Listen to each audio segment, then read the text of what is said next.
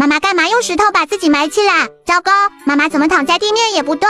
是不是晕倒了？妈妈你没事吧？你赶快醒醒！宝贝别担心，妈妈这是在做食疗，就是把石头两面都烤一下，把石头烤热了铺在身上，就可以缓解妈妈平时做家务收拾卫生的疲劳了。这么神奇呀！妈妈我也要试试。妈妈你快把石头铺在我身上，我也要缓解一下我学习的疲劳。妈妈给你铺上了，是不是特别舒服？怎么越来越热了？哎呀，好烫好烫，我可不要缓解了，还是妈妈用吧。